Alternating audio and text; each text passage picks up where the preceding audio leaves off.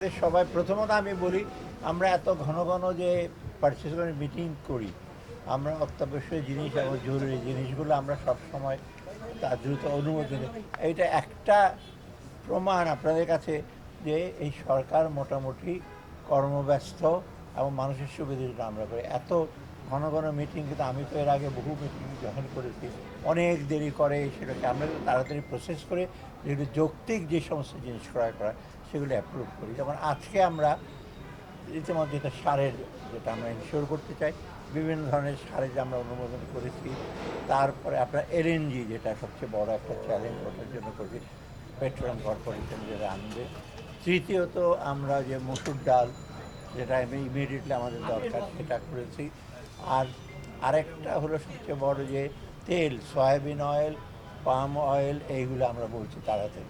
অনেকের মধ্যে একটা মিসকনসেপশন আছে, কালকে অবশ্য বাণিজ্যমন্ত্রী এক্সপ্লেন করেছেন আপনার কাছে যে একবার টনে কত দাম বেড়েছে। এটা 30-40 বছরে কিন্তু সয়াবিন এসে অয়েল এত বাড়েনি। যাই হোক, ইন্টারন্যাশনাল প্রাইস তো আমরা কন্ট্রোল করতে পারি না, এটার সাথে আমরা চেষ্টা করছি কীভাবে এটা করা যায়। আর লাস্টে যেটা আমরা পাঠ্য বইগুলো অতি দ্রুত আমরা চাচ্ছি, আছে নবম দশম শ্রেণীর পাঠ্য পুস্তক, জেনারেল এডুকেশন প্লাস মাদ্রাসা এডুকেশন, সেটা আমরা করেছি। মোটামুটি সার্বিকভাবে যেগুলো আমরা অনুমোদন করছি আমরা বলেছি অত দ্রুত যেন সেগুলো প্রচুর করে। আর প্রক্রিয়াগুলো আমরা দেখেছি সবসময় সেগুলি হলো একেবারে স্বচ্ছ যেন প্রক্রিয়াগুলি হয়, সেইভাবে আমরা প্রাইস চেক করি, প্রতিযোগিতামূলক হয়েছে কিনা সেটা দেখি, তারপরে সার্বিকভাবে টাকার পরিমাণ দেখি। আর সবচেয়ে যে হলো যে উদ্দেশ্যে যেটা আমরা অনুমোদন করি সেটা যেন তাড়াতাড়ি ইমপ্লিমেন্ট করে, যেন সার যেন দ্রুত আসে।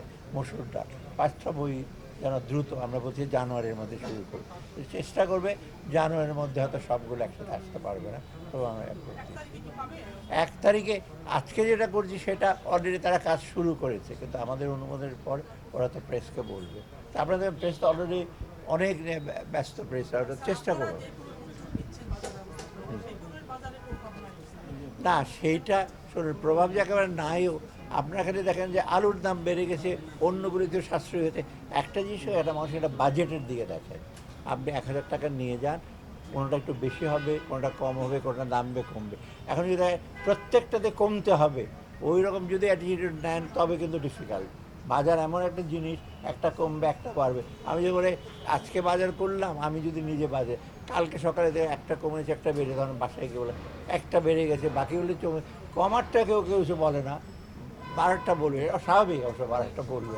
আমরা চেষ্টা করছি যে আলুটা একটু চ্যালেঞ্জিং হচ্ছে আমাদের জন্য, সুগার, মসুর ডাল এইগুলো মোটামুটি।